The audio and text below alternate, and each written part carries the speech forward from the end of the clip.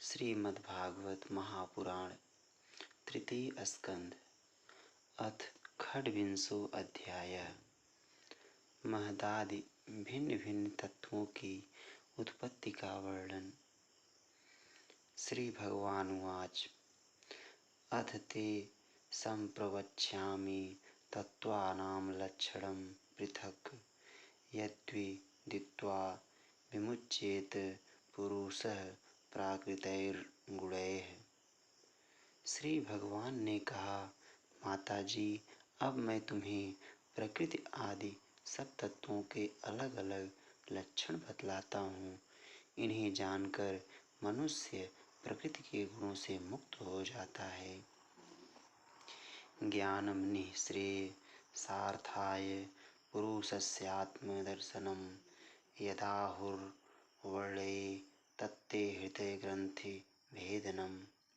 आत्मदर्शन रूप ज्ञान ही पुरुष के मोक्ष का कारण है और वही उसकी अहंकार रूप हृदय ग्रंथि का छेदन करने वाला है, ऐसा पंडित जन कहते हैं। उस ज्ञान का मैं तुम्हारे आगे वर्णन करता हूँ।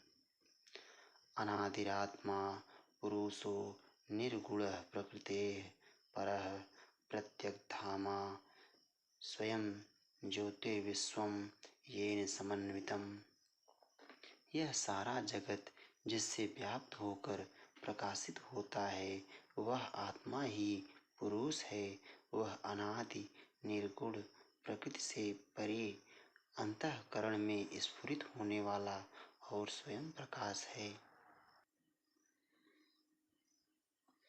स एष प्रकृतिं सूक्ष्मां दैवीं गुणमयीं विभुः यदृच्छे वोपगताभ्यपद्यत लीलया। उस सर्वव्यापक पुरुष ने अपने पास लीला विलास पूर्वक आई हुई अव्यक्त और त्रिगुणात्मिका वैष्णवी माया को स्वेच्छा से स्वीकार कर लिया। गुणैर्विचित्राः सृजतीं स्वरूपाः प्रकृतिं प्रजाः विलोक्य मुमुहे सद्यः स इह ज्ञानगुहया। लीला परायण प्रकृति अपने सत्व आदि गुणों द्वारा उन्हीं के अनुरूप प्रजा की सृष्टि करने लगी। यह देख पुरुष ज्ञान को आच्छादित करने वाली उसकी आवरण शक्ति से मोहित हो गया, अपने स्वरूप को भूल गया। एवं पराभिध्यानेन कर्तृत्वं प्रकृतेः पुमान् कर्मसु क्रियमाणेषु गुणैरात्मनि मन्यते। इस प्रकार अपने से भिन्न प्रकृति को ही अपना स्वरूप समझ लेने से पुरुष प्रकृति के गुणों द्वारा किए जाने वाले कर्मों में अपने को ही कर्ता मानने लगता है। तदस्य संसृतिर्बन्धः पारतन्त्र्यं च तत्कृतं भवत्कर्तुरीशस्य साक्षिणो निर्वृतात्मनः। इस कर्तृत्वाभिमान से ही अकर्ता, स्वाधीन, साक्षी और आनंद स्वरूप पुरुष को जन्म मृत्यु रूप बंधन एवं परतंत्रता की प्राप्ति होती है। कार्य रूप शरीर, कारण रूप इंद्री तथा कर्ता रूप इंद्रियाधिष्ठात्री देवताओं में पुरुष जो अपनेपन का आरोप कर लेता है उसमें पंडित जन प्रकृति को ही कारण मानते हैं तथा वास्तव में प्रकृति से परे होकर भी जो प्रकृतिस्थ हो रहा है उस पुरुष को सुख दुखों के भोगने में कारण मानते हैं। कार्य कारण कर्तृत्वे कारणं प्रकृतिं विदुः भोक्तृत्वे सुख दुखानां पुरुषं प्रकृतेः परम्। देवहूतिरुवाच प्रकृतेः पुरुषस्यापि लक्षणं पुरुषोत्तमं ब्रूहि कारणयोरस्य सदसच्च यथात्मकम्। देवहूति ने कहा, पुरुषोत्तम, इस विश्व के स्थूल सूक्ष्म कार्य जिनके स्वरूप हैं तथा जो इसके कारण हैं उन प्रकृति और पुरुष का लक्षण भी आप मुझसे कहिए। श्री भगवान उवाच यत्त्रिगुणम् अव्यक्तं नित्यं सदसदात्मकं प्रधानं प्रकृतिं प्राहुर्विशेषं विशेषवत्। श्री भगवान ने कहा, जो त्रिगुणात्मक अव्यक्त नित्य और कार्य कारण रूप है तथा स्वयं निर्विशेष होकर भी संपूर्ण विशेष धर्मों का आश्रय है, उस प्रधान नामक तत्व को ही प्रकृति कहते हैं।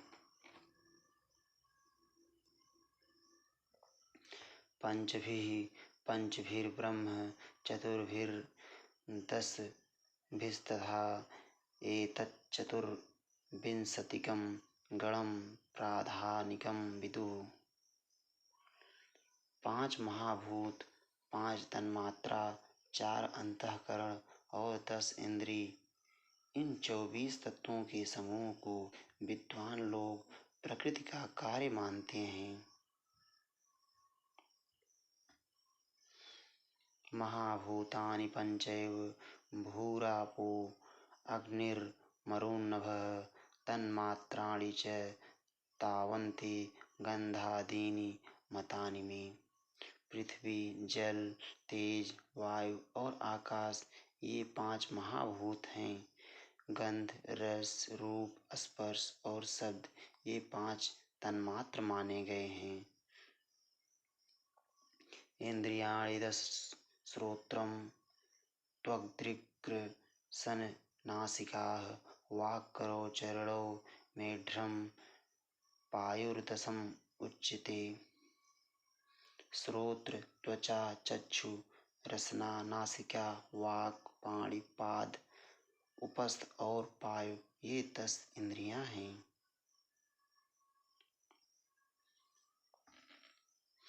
मनो बुद्धिर अहंकार चित्तम इत्यंतरात्मकं चतुर्धा लक्ष्यते भेदो वृत्त्या लक्षण रूपया।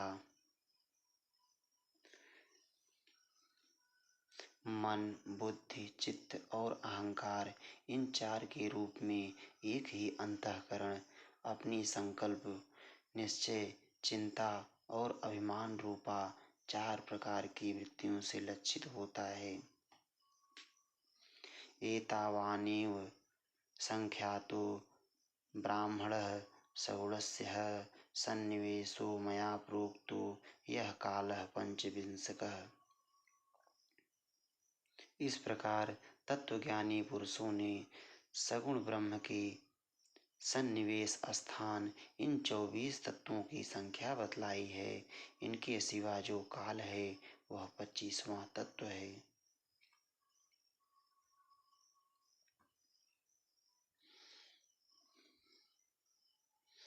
प्रभावं पौरुषं प्राहुः कालमेके यतो भयम् अहंकार विमूढस्य कर्तुः प्रकृतिमीयुषः।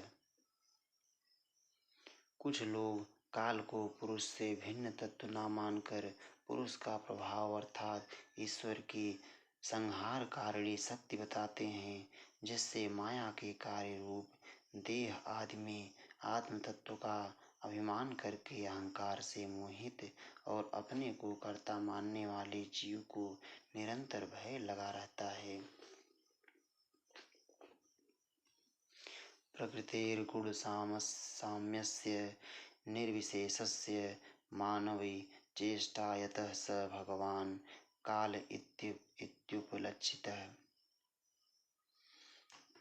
मनुपुत्री, जिनकी प्रेरणा से गुणों की साम्यावस्था रूप निर्विशेष प्रकृति में गति उत्पन्न होती है, वास्तव में वे पुरुष रूप भगवान ही काल कहे जाते हैं।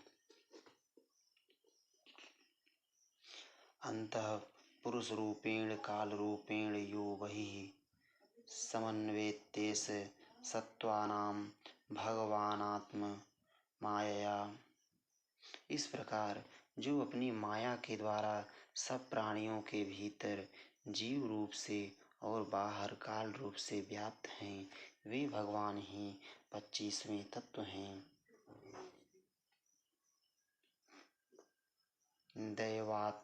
क्षुभित धर्मिण्यां स्वस्यां योनौ परः पुमान् आधत्त वीर्यं सासूत महत्तत्त्वं हिरण्मयम्। जब जब परम पुरुष परमात्मा ने जीवों के अदृष्टवश क्षोभ को प्राप्त हुई संपूर्ण जीवों की उत्पत्ति स्थान रूपा अपनी माया में चिच्छक्ति रूप वीर्य स्थापित किया, तो उसमें तेजोमय महत्तत्व उत्पन्न हुआ। विश्वात्मगतं व्यञ्जन कूटस्थो जगदङ्कुरः स्वतेजसा पिबत्ति ब्रह्मात्म प्रस्वापनम तमः। लक्ष्य विक्षेप आदि रहित तथा जगत के अंकुर रूप इस महत्तत्व ने अपने में स्थित विश्व को प्रकट करने के लिए अपने स्वरूप को आच्छादित करने वाले प्रलयकालीन अंधकार को अपने ही तेज से पी लिया। यत्तत् सत्त्वगुणं स्वच्छं शांतं भगवतः पदं यदाहुर्वा सुदेवाख्यं चित्तं तन्महदात्मकम्। जो सत्व गुणमय स्वच्छ शांत और भगवान की उपलब्धि का स्थान रूप चित्त है, वही महत्तत्व है और उसी को वासुदेव कहते हैं।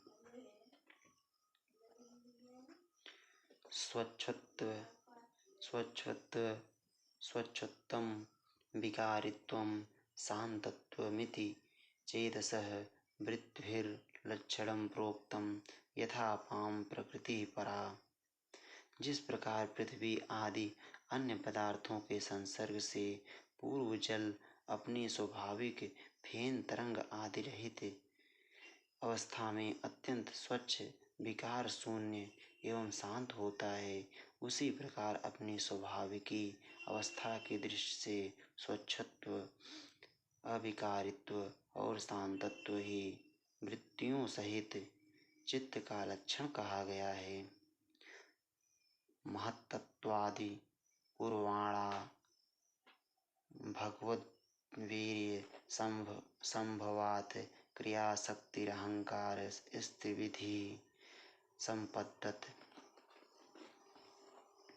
तदनंतर भगवान की वीर्य रूप चित्त शक्ति से उत्पन्न हुए महत्तत्व के विकृत होने पर उससे क्रिया शक्ति प्रधान अहंकार उत्पन्न हुआ।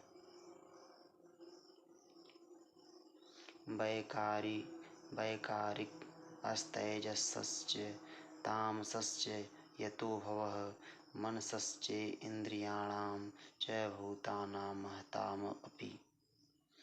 वह वैकारिक तेजस और तामस भेद से 3 प्रकार का है, उसी से क्रमशः मन, इंद्रियों और पंच महाभूतों की उत्पत्ति हुई। सहस्रशीर्षं साक्षादम् अनंतं प्रचक्षते संकर्षणाख्यं पुरुषं भूते इंद्रिय मनोमयम्। इस भूत, इंद्रिय और मन रूप अहंकार को ही पंडित जन साक्षात संकर्षण नामक सहस्त्र सिर वाले अनंत देव कहते हैं।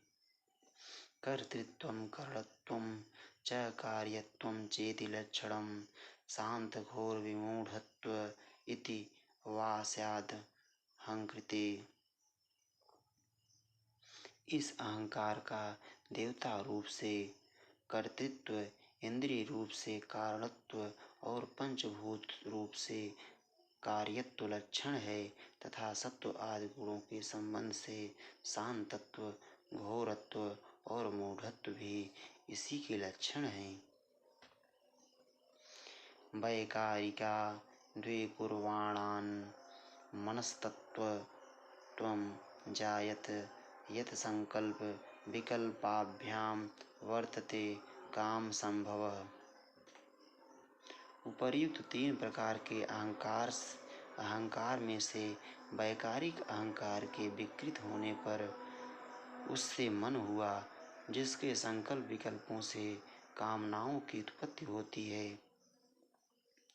यद्वी दुर्ह्य निरुध्याख्यम ऋषिकाणाम अधीश्वरम शारदेन्द्रि वरश्यामम संराध्यम योगिभिः शनैः।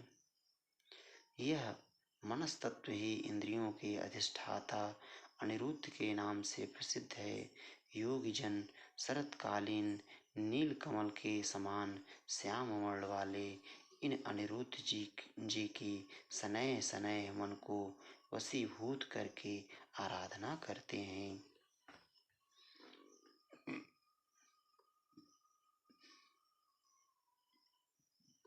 जिसे अध्यात्म में चित्त कहते हैं, उसी को अधिभूत में महत्त्व कहा जाता है। चित्त में अधिष्ठाता क्षेत्रज्ञ और उपास्य देव वासुदेव हैं। इसी प्रकार अहंकार में अधिष्ठाता रुद्र और उपास्य देव संकर्षण हैं। बुद्धि में अधिष्ठाता ब्रह्मा और उपास्य देव प्रद्युम्न हैं तथा मन में अधिष्ठाता चंद्रमा और उपास्य देव अनिरुद्ध हैं। तेजसात्तु विगुर्वाणाद बुद्धितत्त्वं भूतसति द्रव्य स्फुरण विज्ञान इंद्रियाणाम अनुग्रह।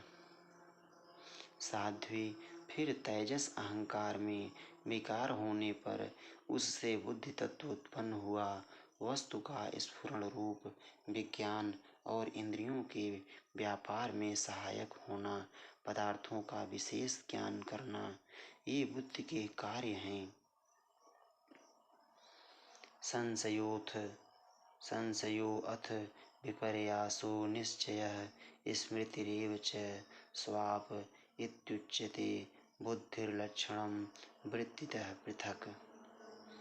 वृत्तियों के भेद से संशय, विपर्य विपरीत ज्ञान, निश्चय स्मृति और निद्रा भी बुद्धि के ही लक्षण हैं। यह बुद्धि तत्व ही प्रद्युम्न है। तेजसानि इंद्रियाण्येव क्रिया ज्ञान विभागसः प्राणस्य हि क्रिया शक्तिर्बुद्धिर्विज्ञान शक्तिता। इंद्रियां भी तेजस अहंकार का ही कार्य हैं। कर्म और ज्ञान के विभाग से उनके कर्मेंद्रिय और ज्ञानेंद्रिय दो भेद हैं। इनमें कर्म प्राण की शक्ति है और ज्ञान बुद्धि की। तमसाच विकुर्वाणा भगवद्वीर्य चोदितात् शब्दमात्रं भूत अस्मान्नभः श्रोत्रं तु शब्दगम। भगवान की चेतन शक्ति की प्रेरणा से तामस अहंकार के विकृत होने पर उससे शब्द तन्मात्र का प्रादुर्भाव हुआ। शब्द तन्मात्र से आकाश तथा शब्द का ज्ञान कराने वाली श्रोत्रेय इंद्रिय उत्पन्न हुई। अर्थाश्रयत्वं शब्दस्य द्रष्टुर्लिंगत्वमेव च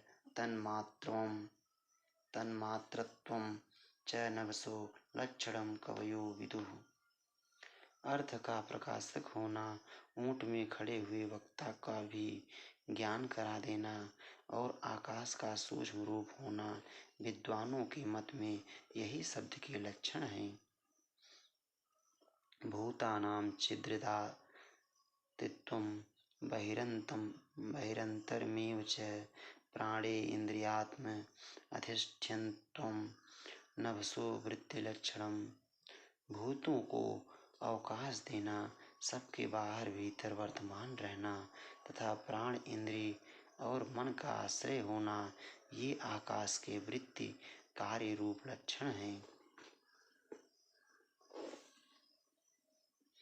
नभसः शब्द तन्मात्रात् कालगत्या विकुर्वतः स्पर्शो अभवत्ततो वायुस्त्वक् स्पर्शस्य च संग्रहः।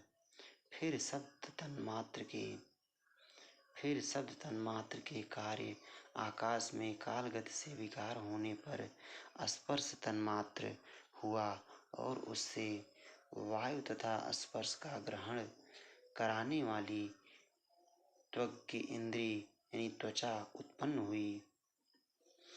मृदुत्वं कठिनत्वं च शैत्यम् उष्णत्वमेव च एतत् स्पर्शस्य स्पर्शत्वं तन्मात्रत्वं नभस्स्वतः। कोमलता, कठोरता, शीतलता और उष्णता तथा वायु का सूक्ष्म रूप होना ये स्पर्श लक्षण हैं।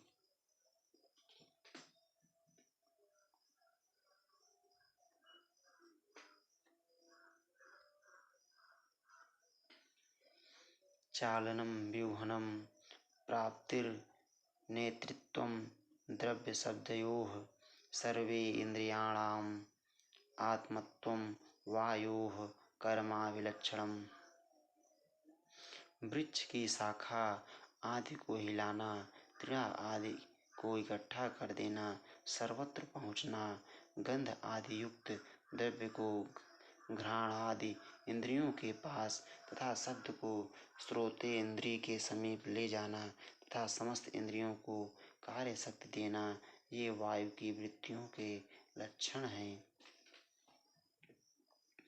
वायुश्च स्पर्शतन्मात्राद्रूपं दैवेरिताद्भूत समुत्थितं ततस्तेजश्चक्षुरूपोपलम्भनम्। तदनंतर दैव की प्रेरणा से स्पर्श तन्मात्र विशिष्ट वायु के विकृत होने पर उससे रूप तन्मात्र हुआ तथा उससे तेज और रूप को उपलब्ध कराने वाली नेत्र इंद्रिय का प्रादुर्भाव हुआ। द्रव्याकृतित्वं गुणता व्यक्तिसंस्थात्वमेव च तेजस्त्वं तेजसः साध्वी रूपमात्रस्य वृत्तयः। दोतनं पचनं पानमदनं हिममर्दनं तेजसो वृत्तयस्त्वेताः। शोषणं क्षित्रिडेव च साध्वी। वस्तु के आकार का बोध कराना, गौण होना, द्रव्य के अंग रूप से प्रतीत होना, द्रव्य का जैसा आकार प्रकार और परिणाम आदि हो उसी रूप में उपलक्षित होना तथा तेज का स्वरूपभूत होना, ये सब रूप तन्मात्र की वृत्तियां हैं। चमकना, पकाना, शीत को दूर करना, सुखाना, भूख प्यास पैदा करना और उनकी निवृत्ति के लिए भोजन एवं जलपान कराना, ये तेज की वृत्तियां हैं।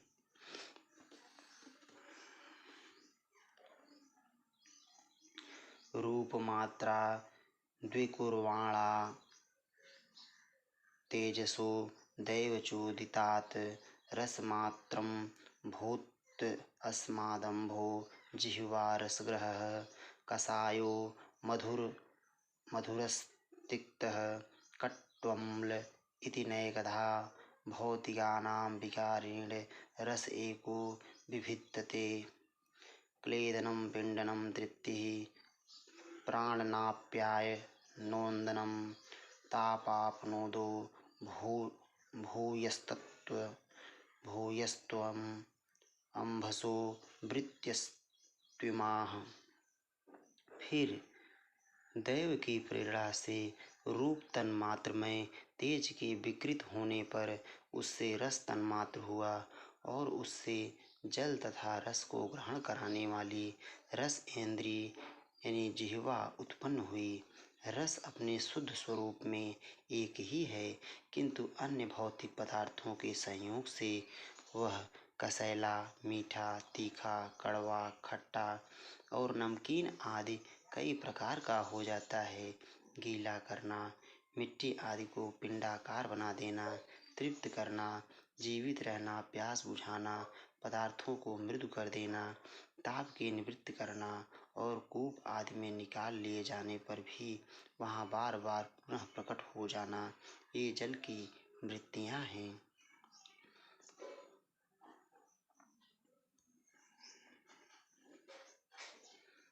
रसमात्रा द्विकुर्वाणादम्भसो दैवचोदितात् गन्धमात्रं भूत अस्मात् पृथ्वी घ्राणस्तु गन्धकः करम्भपूति सौरभ्य शान्तो ग्राम्लादिभिः पृथक् द्रव्यावयवो वैसम्भ्यात् गन्ध एको विविध्यते। भावनं ब्राह्मणः स्थानं धारणं सद्विशेषणं सर्वसत्त्वगुणोद्भेदः पृथिवीवृत्तिं लक्षणं नभो गुणविशेषोऽर्थो यस्य तच्छ्रोत्रमुच्यते वायोर्गुणविशेषोऽर्थो यस्य तत् स्पर्शनं विदुः। इसके पश्चात दैव प्रेरित रस स्वरूप जल के विकृत होने पर उससे गंध तन्मात्र हुआ और उससे पृथ्वी तथा गंध को ग्रहण करने वाली घ्राणेन्द्रिय प्रकट हुई। गंध एक ही है तथापि परस्पर मिले हुए द्रव्य भागों की न्यूनाधिकता से वह मिश्रित गंध, दुर्गंध, सुगंध, मृदु, तीव्र और अम्ल यानी खट्टा आदि अनेक प्रकार का हो जाता है। प्रतिमादि रूप से ब्रह्म की साकार भावना का आश्रय होना, जल आदि कारण तत्वों से भिन्न किसी दूसरे आश्रय की अपेक्षा किए बिना ही स्थित रहना, जल आदि अन्य पदार्थों को धारण करना, आकाश आदि का अवच्छेदक होना, घटा आकाश, मठा आकाश आदि भेदों को सिद्ध करना तथा परिणाम विशेष से संपूर्ण प्राणियों के स्त्रीत्व, पुरुषत्व आदि गुणों को प्रकट करना, ये पृथ्वी के कार्य रूप लक्षण हैं। आकाश विशेष गुण शब्द जिसका विषय है वह श्रोतेंद्रिय है। वायु का विशेष गुण स्पर्श जिसका विषय है वह त्वगेंद्रिय है। तेजो गुण विशेषो अर्थो यस्य तच्चक्षुरुच्यते। अम्भो गुण विशेषो अर्थो यस्य तदृशनं विदुः। भूमेर्गुण विशेषो अर्थो यस्य स घ्राण उच्यते। परस्य दृश्यते धर्मो ह्यपरस्मिन् समन्वयात् अतो विशेषो भावानां भूमावेवोपलक्ष्यते। एतान्यसंहत्य यदा महदादीनि सप्त वै कालकर्म गुणोपेतो जगदादिरूपाविशत्। तेज का विशेष गुण रूप जिसका विषय है वह नेत्रेंद्रिय है। जल का विशेष गुण रस जिसका विषय है वह रसेंद्रिय है और पृथ्वी का विशेष गुण गंध जिसका विषय है उसे घ्राणेंद्रिय कहते हैं। वायु आदि कार्य तत्वों में आकाश आदि कारण तत्वों के रहने से उनके गुण भी अनुगत देखे जाते हैं। इसलिए समस्त महाभूतों के गुण शब्द, स्पर्श, रूप, रस और गंध केवल पृथ्वी में ही पाए जाते हैं। जब महत्तत्व, अहंकार और पंचभूत ये सार तत्व परस्पर मिल ना सके, पृथक पृथक ही रह गए, तब जगत के आदि कारण श्री नारायण ने काल, अदृष्ट और सत्व आदि गुणों के सहित उनमें प्रवेश किया। ततस्तेना अनुविद्धेभ्यो युक्तेभ्यो अंडं चेतनम् उत्थितं पुरुषो यस्मादुत्तिष्ठदसो विराट्। एतदण्डं विशेषाख्यं क्रमवृद्धैर्दशोत्तरैः तोयादिभिः परिवृतं प्रधानेनावृतैर्बहिः यत्र लोकविदा नो अयं रूपं भगवतो हरेः। फिर परमात्मा के प्रवेश से क्षुब्ध और आपस में मिले हुए उन तत्वों से एक जड़ अंड उत्पन्न हुआ। उस अंड से इस विराट पुरुष की अभिव्यक्ति हुई। इस अंड का नाम विशेष है। इसी के अंतर्गत श्री हरि के स्वरूप 14 भुवनों विस्तार, यह चारों ओर से क्रमशः एक दूसरे से 10 गुने जल, अग्नि, वायु, आकाश, अहंकार और महत्तत्व इन 6 आवरणों से घिरा हुआ है। इन सब के बाहर 7वां आवरण प्रकृति का है।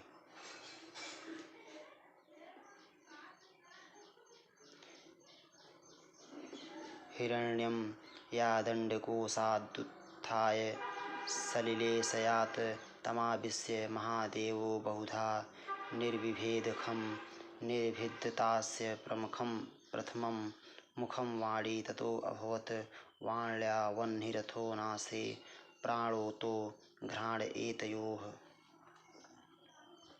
घ्राणाद्वायुर्भित्ते तामच्छिडी चक्षुरेतयोः तस्मात् सूर्यो देतां कर्णो श्रोत्रं ततो दिशः। कारण में जल में स्थित उस तेजोमय अंड से उठकर उस विराट पुरुष ने पुनः उसमें प्रवेश किया और फिर उसमें कई प्रकार के छिद्र किए। सबसे पहले उसमें मुख प्रकट हुआ, उससे वाक इंद्री और उसके अनंतर वाक का अधिष्ठाता अग्नि उत्पन्न हुआ। फिर नाक के छिद्र नथुने प्रकट हुए, उनसे प्राण सहित घ्राण इंद्री उत्पन्न हुई। घ्राण के बाद उसका अधिष्ठाता वायु उत्पन्न हुआ। तत्पश्चात नेत्र गोलक प्रकट हुए, उनसे चक्षु इंद्रिय प्रकट हुई और उसके अनंतर उसका अधिष्ठाता सूर्य उत्पन्न हुआ। फिर कानों के छिद्र प्रकट हुए, उनसे उनकी इंद्रिय स्रोत और उसके अभिमानी दिग्देवता प्रकट हुए। निर्विभेद विराजस्त्व ग्रोमस्म अस्त्रवादयस्ततः तत ओषधयश्चासन शिश्नम निर्विभिदे ततः।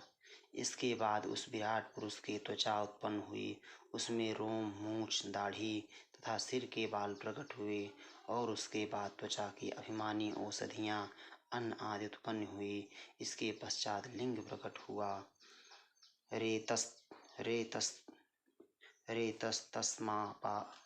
रेतस्तस्मादाप आसन्निर्भिद्यत वै गुदं गुदादपानो अपानांच मृत्युर्लोकभयंकर। उससे वीर्य और वीर्य के बाद लिंग का अभिमानी आपोदेव जल उत्पन्न हुआ। फिर गुदा प्रकट हुई, उससे अपान वायु और अपान के बाद उसका अभिमानी लोकों को भयभीत करने वाला मृत्यु देवता उत्पन्न हुआ। हस्तौ च निर्भिद्येतां बलं ताभ्यां ततः स्वराट् पादौ च निर्भिद्येतां गतिस्ताभ्यां ततो हरिः। तदनंतर हाथ प्रकट हुए, उनसे बल और बल के बाद हस्त इंद्रिय का अभिमानी इंद्र उत्पन्न हुआ। फिर चरण प्रकट हुए, उनसे गति गमन की क्रिया और फिर पादेंद्रिय का अभिमानी विष्णु देवता उत्पन्न हुआ।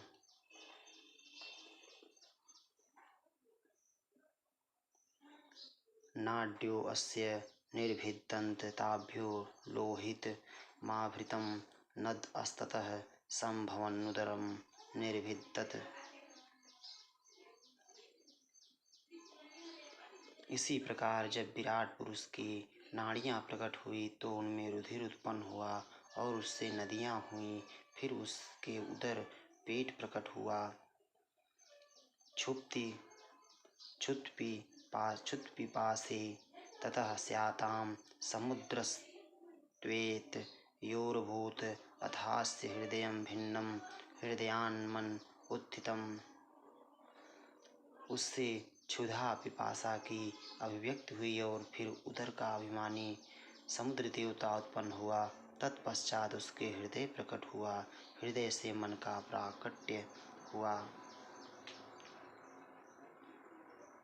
मनसश्चंद्रमा जातो बुद्धिर्बुद्धेर्गिरां पतिः अहंकारस्ततो रुद्रश्चित्तं चैत्यस्ततो अभवत्। मन के बाद उसका अभिमानी देवता चंद्रमा हुआ, फिर हृदय से ही बुद्धि और उसके बाद उसका अभिमानी ब्रह्मा हुआ। तत्पश्चात अहंकार और उसके अनंतर उसका अभिमानी रुद्र देवता उत्पन्न हुआ। इसके बाद चित्त और उसका अभिमानी क्षेत्रज्ञ प्रकट हुआ।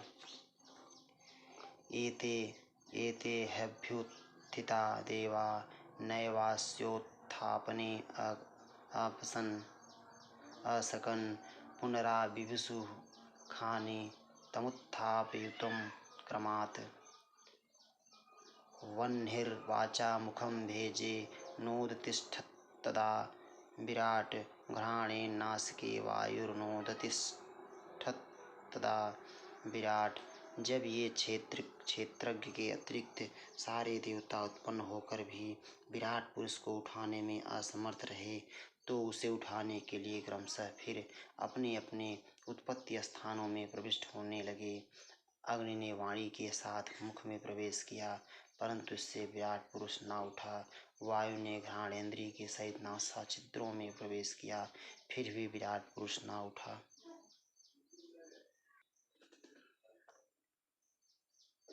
अक्षिणी चक्षुषा आदित्यो नोदतिष्ठत्तदा विराट। श्रोत्रेण कर्णो च दिशो नोदतिष्ठत्तदा विराट। सूर्य ने चक्षु के सहित नेत्रों में प्रवेश किया तब भी विराट पुरुष न उठा। दिशाओं ने श्रवण इंद्रिय के सहित कानों में प्रवेश किया तो भी विराट पुरुष न उठा। त्वचं रोमभिरोषध्यो नोदतिष्ठत्तदा विराट। रेतसा शिश्नमापस्तु नोदतिष्ठत्तदा विराट।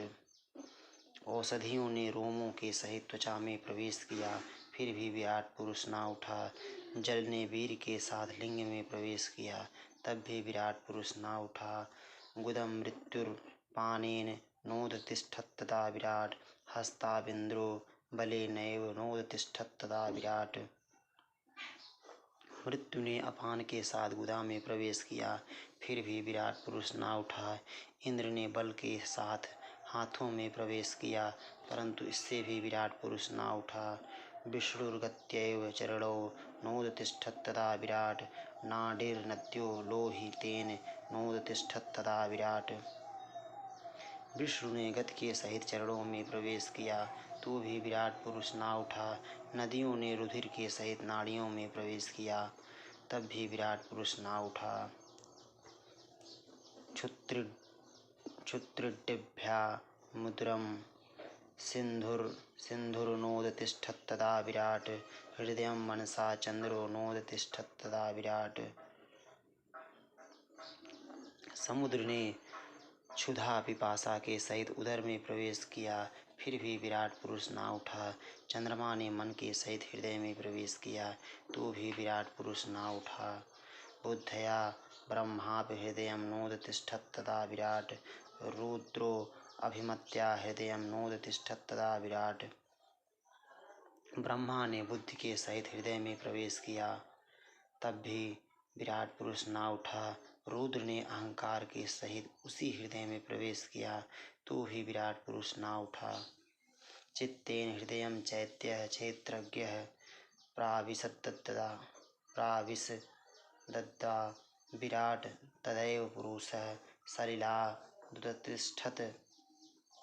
किंतु जब चित्त के अधिष्ठाता क्षेत्रज्ञ ने चित्त के सहित हृदय में प्रवेश किया तो विराट पुरुष उसी समय जल से उठकर खड़ा हो गया। यथा प्रसुप्तं पुरुषं प्राणेन्द्रियं मनोधियः प्रभवन्ति विनायेन नोत्थापयुत मोजसा। जिस प्रकार लोक में प्राण इंद्रिय मन और बुद्धि आदि चित्त के अधिष्ठाता क्षेत्रज्ञ की सहायता के बिना सोए हुए प्राणी को अपने बल से नहीं उठा सकते उसी प्रकार विराट पुरुष को भी वे क्षेत्रज्ञ परमात्मा के बिना नहीं उठा सके।